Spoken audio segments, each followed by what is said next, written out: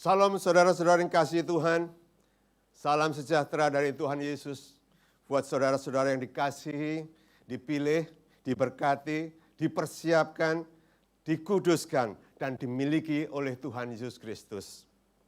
Saya percaya saudara pagi hari ini penuh sukacita di dalam nama Tuhan Yesus Kristus. Saudara, saya percaya beberapa hari yang terakhir ini ada berita-berita yang sangat mengejutkan, berita-berita yang tidak mengenakan bagi kita. Terutama berita dari Melbourne, saudara. Saya percaya penyebaran virus yang terjadi di Melbourne adalah karena kesalahan satu orang. Karena satu orang dampaknya luar biasa. Dampaknya bukan hanya ke daerah mereka tinggal, tapi ke seluruh Melbourne, bahkan ke seluruh Australia, semua lagi bersiap-siap, saudara. Saudara, pengaruh akibat dari perbuatan satu orang saja, semua orang menerima segala sesuatu yang kita alami saat ini. Demikian juga, saudara, ketika dosa Adam turun ke dunia, semua orang mengalami dosa, dan semua orang menderita, dan semua orang akan mengalami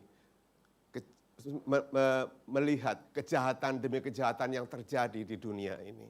Saudara, itulah saudara, pengaruh sangat besar, saudara. Demikian juga buat saudara dan saya. Hari ini, apa yang saudara lakukan akan menentukan langkah-langkah saudara selanjutnya. Hari-hari ini, saudara, kalau kita salah langkah, akibatnya bukan pada kita pribadi, tapi orang sekitar kita, bahkan keturunan-keturunan kita yang akan datang. Seperti dosa Adam, hanya satu orang seluruh dunia menderita dosa itu.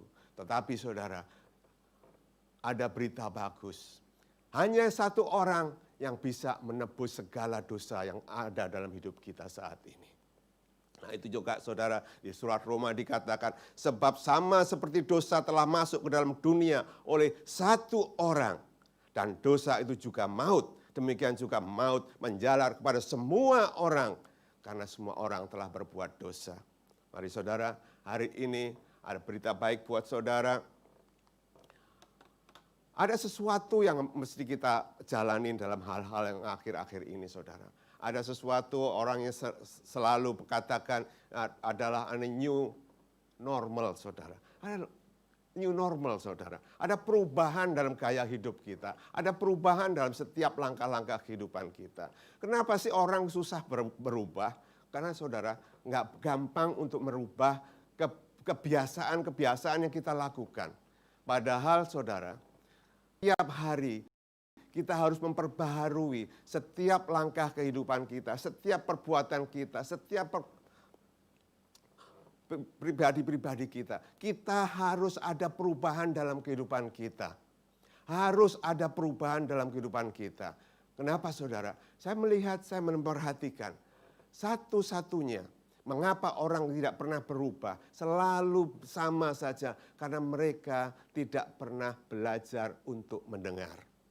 Ya, mendengar adalah sesuatu yang susah sekali buat orang untuk mendengar, saudara. Setiap orang ingin suaranya didengar. Setiap orang menginginkan bahwa dia harus didengar, saudara. Ya, jadi sesuatu yang harus desakan manusia karena kita susah untuk mendengar. Apalagi mendengar tentang kebenaran firman Tuhan. Firman Tuhan katakan, siapa yang bertelinga hendaklah mendengarkan firman Tuhan hari ini. Saudara, kita semua punya telinga. Tetapi kenapa firman Tuhan katakan siapa mempunyai telinga hendaklah mendengar. Mendengar sesuatu yang perlu kita belajar, saudara. Mendengar itu bukan hanya mendengar dengan telinga. Saya ingat dulu waktu saya masih kecil. Saya dinasehatin orang tua saya. Tetap saya melakukan hal yang sama. Seorang tua saya bilang gini, kamu ini nggak pernah dengar apa? Jadi harapan Tuhan kalau orang tua saya adalah kalau mendengar itu berarti melakukan apa yang dia minta untuk dilakukan. Nah begitu juga saudara, kalau firman Tuhan mengatakan, dengarkanlah, dengarkanlah. Banyak sekali saudara, di dalam perjanjian lama, dengarlah hai Israel, dengarlah hai umatku, dengarlah, dengarlah, dengarlah. Saudara, mereka orang yang bebal tidak pernah mendengarkan saudara. Jadi Tuhan mengharapkan perbuatan kita selaras dengan apa yang Tuhan perintahkan. Nah saudara, mari hari ini kita sama-sama menyimak satu topik dalam kehidupan kita, yaitu gaya hidup. Cara hidup saudara. Nah, cara hidup saudara, cara hidup kita ini saudara hanya ada dua opsi saudara, baik atau jahat, itu saja saudara, nggak ada yang lain di tengah-tengah, nggak ada. Jadi saudara nggak boleh setengah-setengah. Jadi setiap hari kita harus tahu bahwa kita ini mempunyai gaya hidup yang berbeda dengan apa yang kita lakukan hari-hari sebelumnya. Harus ada perubahan. Firman Tuhan mengatakan di dalam 2 Korintus pasal 5 ayat yang ke-17. Ya. Jadi siapa yang ada di dalam Kristus, ia adalah ciptaan baru. Ya. Ciptaan baru. Yang lama sudah berlalu. Sesungguhnya yang baru sudah datang. Jadi setiap saudara dan saya, ketika kita percaya dalam Kristus, kita percaya Kristus Yesus, belum tentu kita ada di dalam Kristus Yesus. Kenapa saudara? Orang banyak percaya tetapi tidak di dalam Kristus. Tetapi firman Tuhan katakan, siapa yang di dalam Kristus adalah ciptaan baru. Yang lama sudah berlalu. Berarti orang-orang yang memiliki menjadi ciptaan baru tidak mengulangi lagi perbuatan-perbuatan lamanya. Ada perubahan dalam kehidupannya. Yang lama sudah berlalu. Jadi harus ditinggalkan kehidupan kita yang lama. Karena kita ada di dalam kehidupan yang baru. Kehidupan yang baru saudara. Ciptaan baru itu sesuatu hal yang sangat penting. Yang harus kita kejar setiap hari. Dan saya percaya saudara dan saya memiliki hal-hal yang sama yang akan kita tuju dalam kehidupan kita. Ada satu ayat lagi saudara. Mengapa pentingnya? Di dalam Galatia pasal 6 ayat 15. Dikatakan, sebab bersunat atau tidak bersunat tidak ada artinya. Tetapi perhatikan sekali lagi. Menjadi ciptaan baru itulah yang ada artinya. Jadi menjadi ciptaan baru itu yang sangat penting dan penting sekali saudara. Nah saudara, saya percaya kita semua berstruggle, kita semua susah untuk menjadi ciptaan baru. Karena kebiasaan lama kita. Karena dunia sekeliling kita hanya melihat yang lahiriah saja. Kita melihat orang baik, kita pikir orang baik. Tetapi dia belum tentu dia ciptaan baru. Karena baik yang ada dalam hidup kita. Karena kita terbiasa melakukan hal-hal yang baik.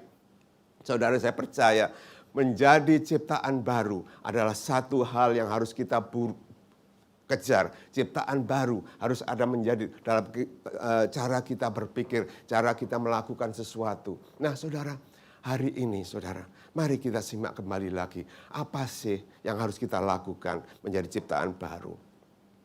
Saudara, saya percaya hidup akhir-akhir ini tidak gampang saudara. Banyak sekali hal-hal yang baru.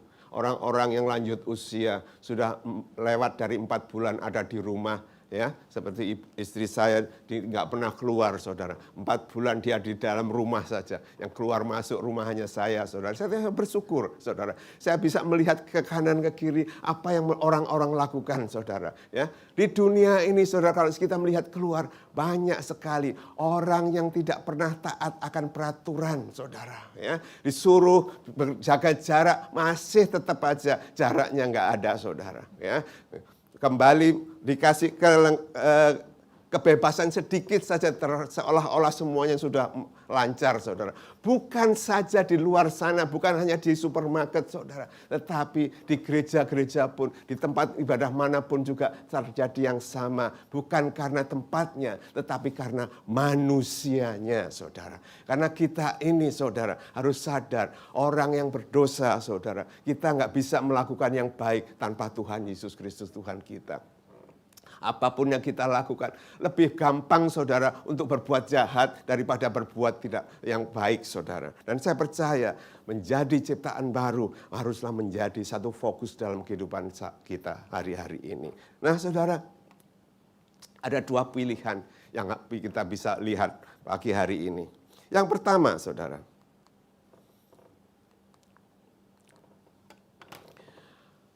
bahagia.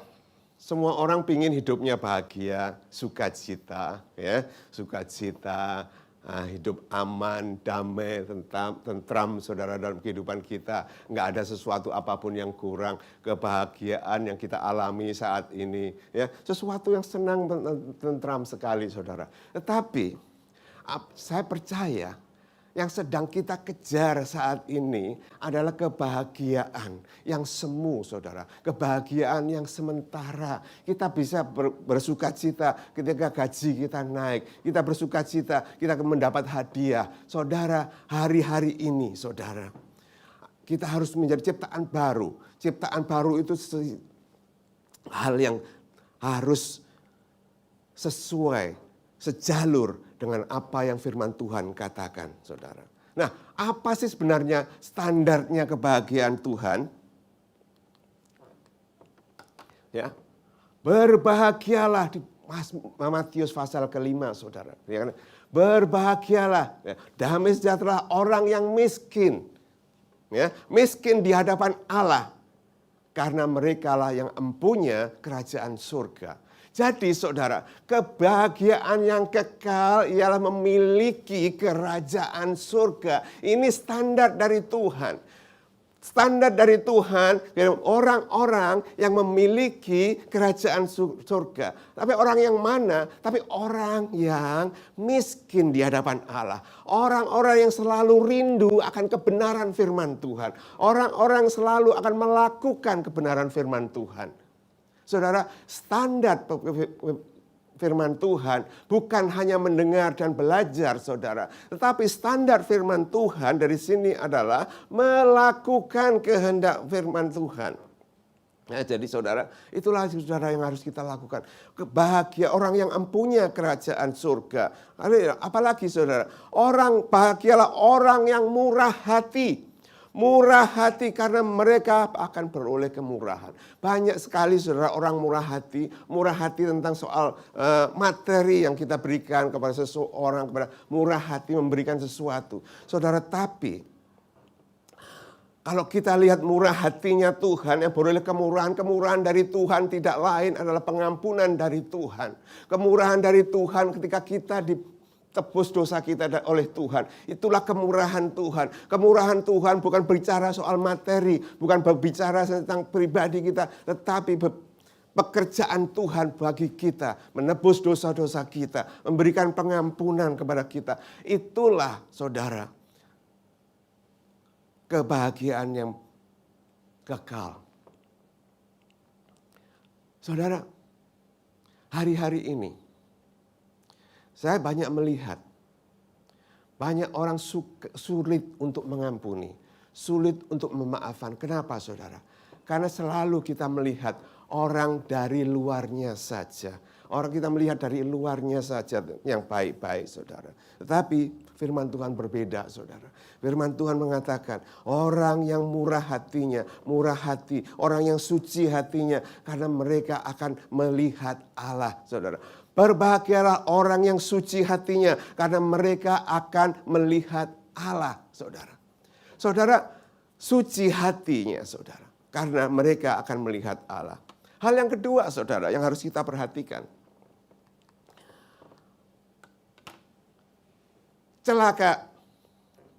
Saudara, hanya ada dua pilihan dalam kehidupan kita. Kita hidup bahagia atau kita hidup celaka. Nah, kenapa, saudara? yang kita kejar selalu hal-hal yang jasmani, yang kelihatan di dalam hidup kita. Celaka. Saya perhatikan di dalam Injil Matius pasal 23, kalau saudara di rumah, saudara silakan baca pasal Matius pasal 23. Tuhan Yesus sedang mengecam orang-orang Farisi dan ahli-ahli Taurat, saudara. Saudara tahu enggak?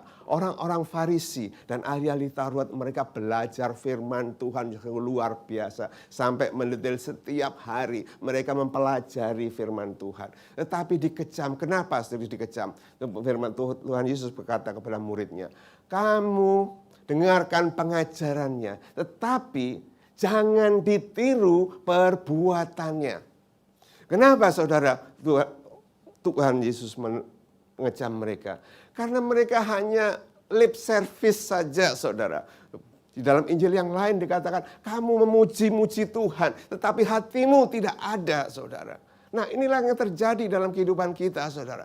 Karena mulai dari kecil, mulai dari awal, kita ini dikondisikan untuk melihat sesuatu itu dengan hal-hal yang baik yang di luar saja. Nggak pernah yang ada di dalam hati kita. Padahal Tuhan mau hati kita yang berubah. Ciptaan baru bukan dari luar, saudara. Ciptaan baru adalah yang dari dalam. Di dalam Injil Matius itu juga, saudara. Pasal 23 itu dikatakan, kamu mencuci luarnya saja. Ya, tetapi di dalamnya tetap kotor, saudara. Dan saya percaya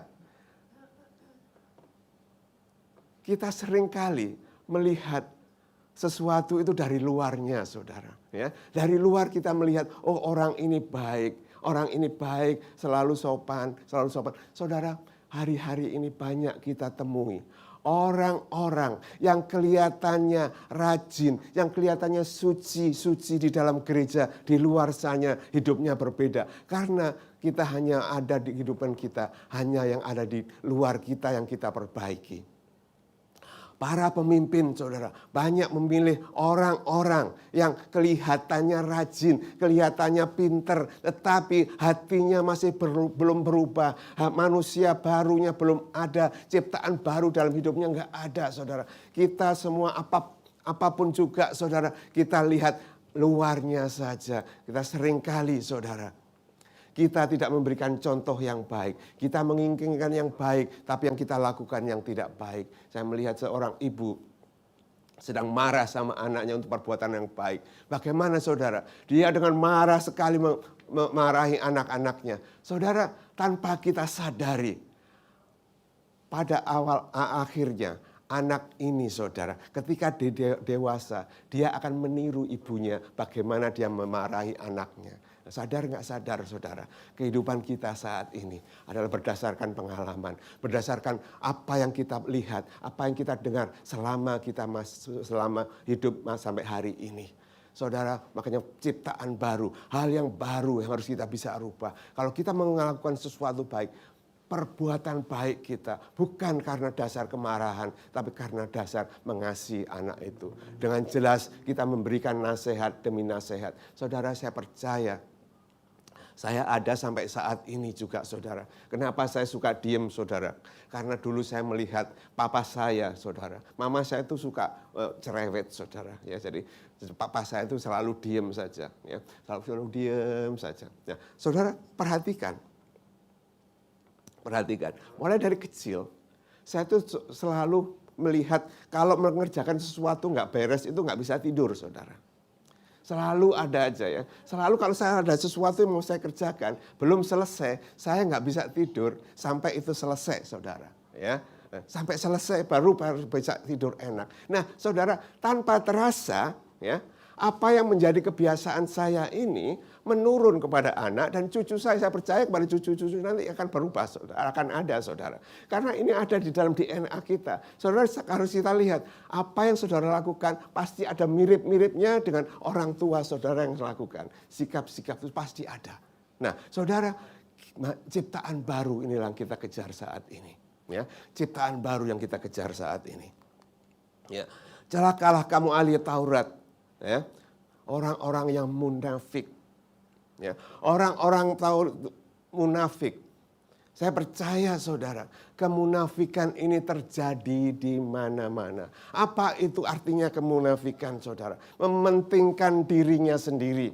Ya, seringkali kita sebagai manusia selalu mementingkan keperluan kita sendiri, pribadi kita sendiri yang kita lebih penting dari segala sesuatu. Nah saudara, orang-orang Farisi ini saudara, tidak memikirkan akibat dari perbuatannya kepada orang lain, kepada tetangganya, maupun kepada dirinya sendiri. Karena setiap perbuatan memiliki dampak yang luar biasa, saudara. Perbuatan saudara hari ini berdampak pada orang sekeliling saudara, keluarga saudara, dan paling penting akan berdampak pada kehidupan saudara sendiri. Nah saudara, ada seorang penjahat yang punya anak. Ini penjahat kaliber besar saudara. Ya, ini penjahat kaliber besar saudara. Seandainya saudara tahu ini anaknya penjahat, langsung masuk pintu gereja situ, ini anaknya penjahat. Pandangan saudara akan berbeda. Kenapa? Karena kita melihat orang tuanya, tidak melihat anaknya itu. Karena kita melihat orang tuanya. Hasil dari perbuatan orang tua. Jadi penting sekali saya anjurkan kepada orang-orang tua, belum terlambat sebelum kita masuk di dalam 1-2 meter di tanah saudara. Masih ada kesempatan untuk memperbaiki kita sendiri dan memperbaiki generasi-generasi yang akan datang. Nah itu saudara. Dan saya percaya hari-hari ini saudara. Jadi barang siapa ya yang seringkali kita bersumpah saudara ya. Sering bersumpah, kemunafikan. Seringkali kita bersumpah pada firman Tuhan, katakan jangan bersumpah kepada apapun. Tapi seringkali kita masih bersumpah, demi ini, demi itu saya lakukan itu. Ya. Dan saudara, marilah kita hari-hari ini mulai melihat kehidupan kita secara pribadi. Melihat bahwa hidup kita ini bukan milik kita lagi. Saya selalu diingatkan kebenaran firman Tuhan yang selalu Paulus katakan, hidupku bukan aku lagi, tetapi Kristus yang ada di dalamku. Penting sekali saudara, kenapa Paulus selalu berhasil? Karena dia merasakan setiap langkah hidupnya bergantung sepenuhnya kepada Tuhan. Ayat terakhir saudara. Dari surat Yohanes, 1 Yohanes 4, pasal yang keempat.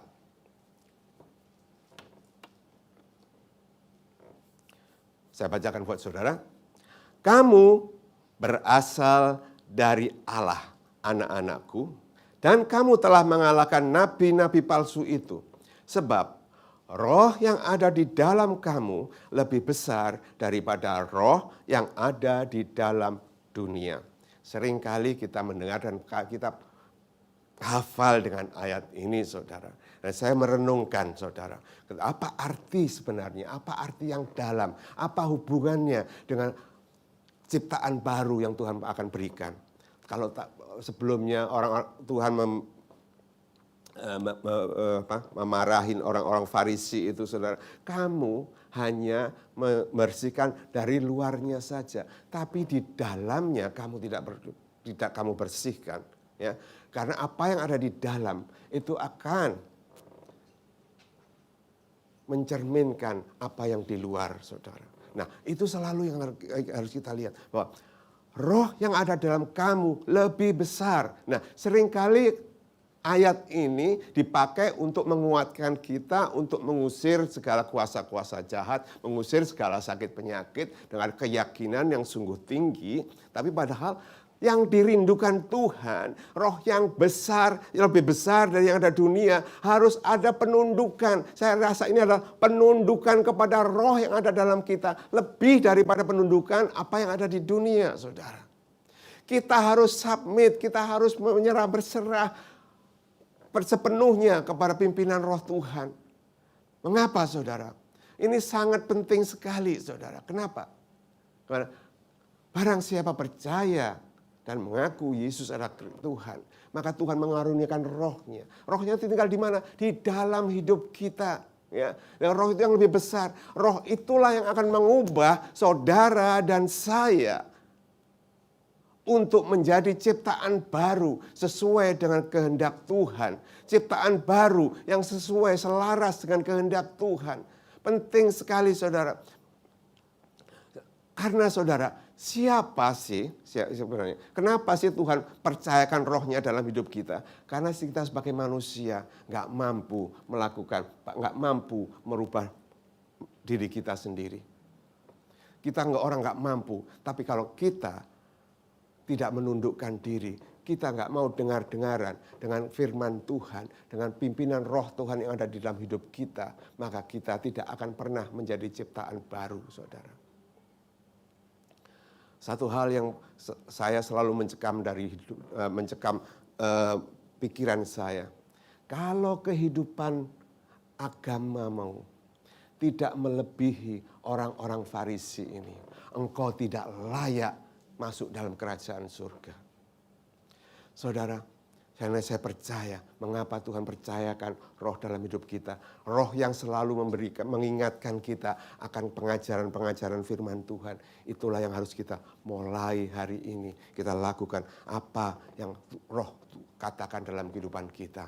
Saudara, sampai saat ini saudara, saya itu masih bergumul saudara. Setiap hari bagaimana mengikuti apa yang Tuhan perintahkan dalam kehidupan saya. Kenapa saudara? Keadaan sekeliling ini lebih besar daripada kita. Apa yang kita pikirkan.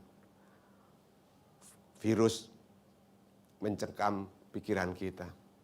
Dan saya percaya saudara, hari ini ada dua pilihan buat saudara semua. Mau bahagia apa mau celaka.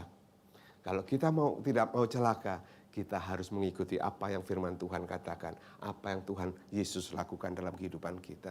Saudara, saya percaya dalam kehidupan kita bukan soal saya, bukan soal gereja, bukan soal apapun juga. Tapi soal Kristus Yesus yang mempercayakan rohnya dalam kehidupan saudara dan saya. Saudara, nggak gampang untuk memberikan kepercayaan saudara. Di sini saudara kalau nggak gampang ya. Orang misalnya seorang direktur tinggi mempercayakan kepercayaan kepada anak buahnya, bawahannya. Tidak gampang saudara. Tetapi Tuhan Yesus mempunyai rencana yang luar biasa dalam kehidupan saudara dan saya. Dia percayakan rohnya dalam hidup kita supaya kita mampu melakukan kebenaran firman Tuhan. Roh yang selalu memberikan kita penghiburan bahwa Yesus Kristus, bahwa janji firman Tuhan, iya dan amin. Roh yang selalu memberikan kita penghiburan di saat kita ada di dalam kesesakan. Roh yang selalu mengingatkan kita bahwa kita harus menjalani kebenaran firman Tuhan. Roh Kudus itulah yang sangat penting. Kenapa saudara? Saya selalu merindukan roh Tuhan itu ada dalam kehidupan kita masing-masing saudara. Dan saya percaya, saya hidup sampai hari ini bukan karena kuat gagah, bukan karena usaha saya. Tapi saya percaya roh Tuhan itu yang selalu memberikan nasihat. Ketika saya jalan salah, Tuhan menegur saya berbalik kepada jalan Tuhan. Ketika saya dalam keadaan susah, Roh Kudus memberikan penghiburan kepada saya. Nah saudara, mari hari ini kita mulai saudara. Kita pejamkan mata kita melihat kembali. Merenungkan kembali. Benarkah saya ini hidup untuk menjadi ciptaan baru? Ataukah saya mau tetap tinggal di dalam ciptaan lama? Cara hidup yang lama yang harus kita tinggalkan. Saudara, setiap hari, saudara dan saya dididik oleh Tuhan.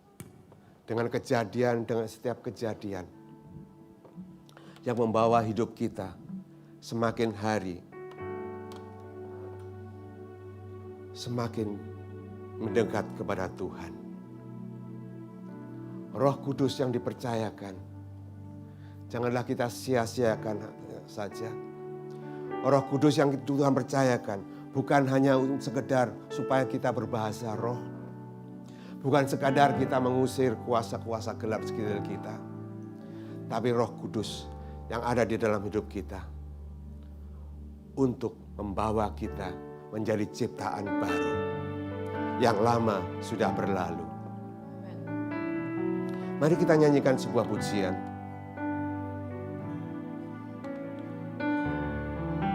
Sebagai doa kita kepada Tuhan. Sebagai kepercayaan kita kepada Tuhan.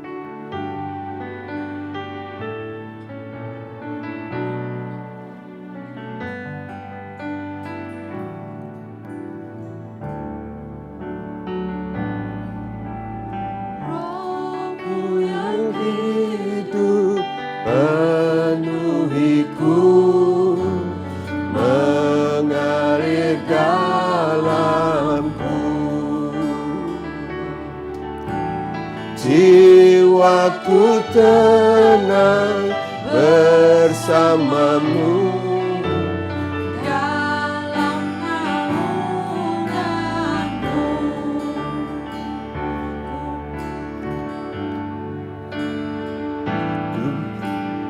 Rohmu yang hidup penuhiku, mengalir dalamku.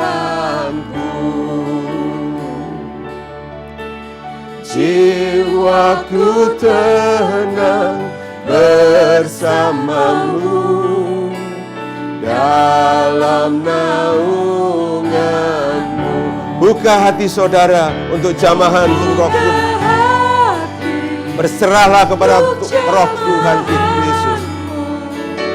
Berserah penuh di hadirat-Mu.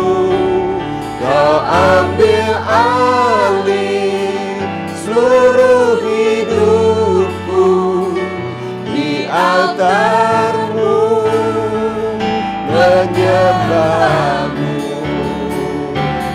Dudukkan hati untuk jamahan-Mu, berserah penuh di hadirat-Mu. Kau ambil alih seluruh hidupku di altar-Mu, menyembah-Mu. Ku menyembah-Mu Tuhan. Bapa, kami bersyukur, terima kasih Tuhan. Kau mengingatkan setiap daripada kami untuk menjadi ciptaan baru Tuhan. Biarlah Tuhan Kau sendiri yang memeteraikan kebenaran firman-Mu dalam hidup kami. Karena kami percaya Tuhan, Engkau rindu, sangat rindu kepada kami untuk menjadi ciptaan baru. Kau percayakan roh kami, Roh Kudus-Mu Tuhan, supaya kami mampu dan kami bisa menjadi ciptaan baru sesuai dengan rencana-Mu. Jadilah rencana-Mu dalam kehidupan kami. Terima kasih Bapa, terpujilah nama-Mu. Terpujilah Engkau yang datang dari dalam nama Tuhan Yesus Kristus. Terpujilah Engkau Tuhan yang sudah menebus dosa-dosa kami. Terpujilah Engkau ya Bapa yang mengirimkan anak-Mu Tuhan. Menjadi teladan bagi kami supaya kami taat dan setia kepadamu. Terima kasih sekali lagi Tuhan atas kepercayaan-Mu. Kau percayakan Roh Kudus-Mu dalam kehidupan kami. Di dalam nama Tuhan Yesus Kristus. Amin.